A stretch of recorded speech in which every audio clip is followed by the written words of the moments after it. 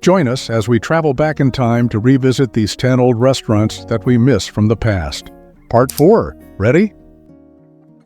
Let's start with a classic from the 50s, Shakey's Pizza. Founded in 1954 in Sacramento, California, this place was more than just a pizzeria. It was a hub of entertainment and socializing. Remember those Friday nights with family, where the smell of fresh pizza mingled with the sound of live music. Renowned for its thin and crispy crust, Shakey's became a favorite for many. Who can forget the classic Mojos, those delicious seasoned potato fries? And of course, the salad bar and fried chicken were always a hit. The atmosphere was unique, with many locations featuring rustic decor, wooden tables, and a jukebox playing the hits of the time. Some even had stages for live bands, making each visit a memorable experience. Families and friends often gathered here, enjoying good times together. You might recall the birthday parties, game nights, or simply hanging out with loved ones. That sense of community and fun is something many of us miss today. Do you remember those days? What was your favorite pizza or most cherished memory from this beloved restaurant? Share your stories in the comments below. We'd love to hear your memories. Lum's, no one else will give you more. Lum's was founded in 1956 in Miami Beach, Florida.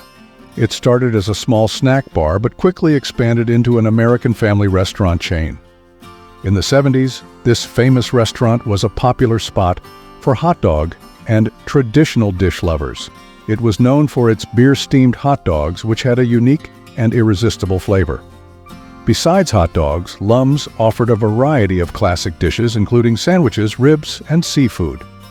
The roast beef sandwich and the fried clam dinner were some of the favorites among customers. In the late 1960s and early 1970s, this beloved place grew rapidly, opening more than 400 restaurants in the United States and other countries. Unfortunately, Lum's did not stand the test of time. The chain faced financial difficulties and began closing locations in the 80s. The last restaurant closed in 2009, marking the end of an era. Today, people remember Lum's as a special part of America's past. Those who ate there recall the tasty hot dogs and the fun times they had. Woolworth's was not just a department store, it was also a place where you could enjoy a tasty meal at its famous lunch counter. Founded in 1879 by Frank Winfield Woolworth, the store became an American retail icon. In the 50s and 60s, it was common to see families and friends gathered at the lunch counters. The menu included American classics like ham and cheese sandwiches, hamburgers, fries, and of course, unforgettable milkshakes. One of the most remembered items was the homemade pies, perfect for dessert after a quick meal. For many, the lunch counter was a regular meeting spot. Maybe you remember stopping there for a snack after school or during a shopping trip with the family. Sadly, Woolworth's started facing financial difficulties in the 80s and eventually closed all its stores in the United States in 1997. Let's talk about an iconic place that was hard to miss because of its unique look.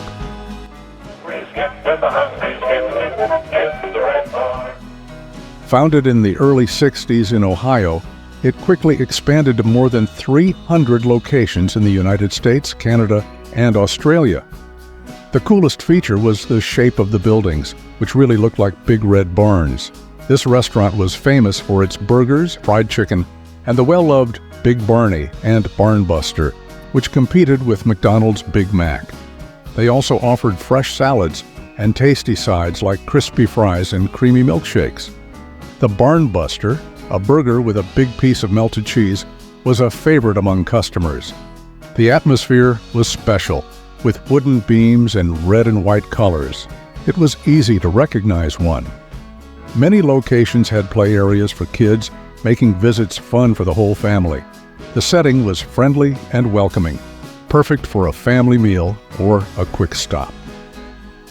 Sadly, the same history we know. This beloved place also faced financial problems and started closing locations in the late 70s. The last one closed in 1988. Roy Rogers was founded in 1968, named after the famous cowboy and movie star Roy Rogers. The restaurant chain brought the spirit of the Old West to the fast food world and quickly became known for its high-quality menu options and themed atmosphere. In the 70s and 80s, Roy Rogers was a popular spot for families and travelers, especially along highways.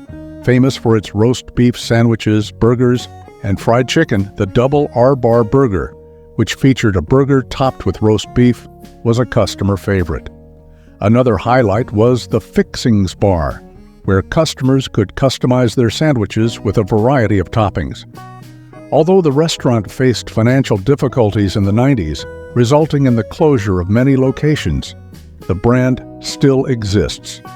To the delight of fans, there are about 50 Roy Rogers restaurants in operation today, mostly in the Mid-Atlantic region of the United States. The brand continues to attract a loyal fan base that appreciates the taste and quality of its sandwiches. And if you enjoy content like this, don't forget to subscribe to the channel.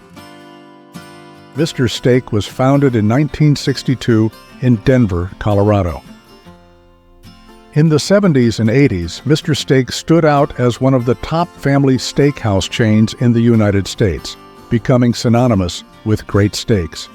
With its cozy atmosphere and affordable prices, it was a popular destination for families looking to enjoy a good meal. Known for its juicy grilled steaks, the restaurant also offered a variety of sides like baked potatoes, fresh salads, and cooked vegetables. Many locations featured wooden booths and soft lighting, creating a welcoming ambiance. Mr. Steak was the perfect place for family celebrations and weekend dinners. However, the chain began facing financial difficulties in the 80s, leading to the closure of many locations. Eventually, the chain disappeared, leaving behind only memories. The iconic place that brought a touch of the Italian mafia to pizzerias, Godfather's Pizza. Founded in 1973 in Nebraska, the chain quickly became famous for its mafia theme, seen in both the decor and ads. In the 80s, Godfather's Pizza was one of the biggest pizza chains in the United States, known for its family-friendly vibe and generous pizzas. Who can forget those big slices covered with lots of cheese? The combo Godfather was a favorite, packed with pepperoni, sausage, bell peppers, onions, and olives. They also had a buffet with salads, desserts, and various hot dishes, making it a real feast for the whole family. The decor often had murals of Italy and mafia movie elements, creating a fun and themed atmosphere. Many locations also had play areas for kids, making visits a complete experience for all ages. To the delight of many, Godfather's Pizza still exists, though it has changed a lot over the years. Despite facing financial problems and closing many locations, the chain still operates in some places in the United States. While not as common as in the 80s, the restaurant is still loved by many who grew up enjoying its pizzas. How about you? Do you have special memories of Godfather's Pizza? Hardee's was founded in 1960 in North Carolina. Initially just a small fast food restaurant, it quickly grew to become a well-known name across the country. In the 70s and 80s, Hardee's was one of the favorite spots for a quick and tasty meal. The place was famous for its beloved burgers. Who can forget the Big Twin or the Frisco Burger? Another iconic menu item was the Cinnamon and Raisin Biscuit, a hit with many Americans' mornings. The atmosphere at this restaurant was warm and family-friendly. Perhaps you remember the quick stops during road trips or the visits with friends after school. Those simple yet joy-filled moments are what make the memories of Hardee's so special for many of us. Although it still exists, it has undergone many changes over the years. After a series of mergers and acquisitions, many locations were closed or converted into other restaurants. Today, Hardee's continues to operate primarily in the southern and midwestern United States, but it is no longer as common as it once was. Bennigan's was founded in 1976 and quickly became known as one of the first Irish pub concepts in the United States. The chain was popular in the 80s and 90s, offering a unique combination of good food, drinks, and a lively atmosphere. Bennigan's brought an Irish pub vibe to the U.S. and was the perfect place to gather with friends and family for a relaxed and fun meal. Bennigan's was famous for its pub dishes like the Monte Cristo, a battered and fried sandwich filled with ham, turkey, and cheese, served with raspberry jam. Many locations also offered live entertainment such as music and trivia nights, making each visit a fun and memorable experience. Unfortunately, Bennigan's faced significant financial difficulties, declaring bankruptcy in 2008. Most locations closed, although some have reopened under new management in recent years. Today, a few Bennigan's restaurants operate in the United States and internationally, but the chain has never fully regained its former popularity. This was a favorite for those who grew up in the 60s and 70s. Burger Chef. Founded in 1954 in Indianapolis, Indiana, this iconic restaurant became a beloved spot during its heyday in the 70s, with over 1,000 locations across the United States. It was the perfect place for a quick, tasty meal, especially for families and children.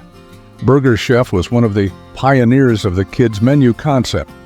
Who remembers the Fun Meal, the precursor to McDonald's famous Happy Meal? They offered collectible toys that changed frequently, becoming a huge hit with the kids. Besides that, their burgers were known for their flavor and quality, especially the famous Big Chef and Super Chef. Crispy fries and creamy milkshakes completed the perfect meal. Let's not forget the Works Bar, where you could load up your burger with the toppings you wanted. Many of the locations had play areas for children, making visits even more enjoyable for families. The decor was typical of the 60s and 70s, with vibrant colors and a welcoming vibe. How about you? Do you miss this place? And before you go to our next video, tell me, if you could bring back one restaurant from back in the day, which one would it be?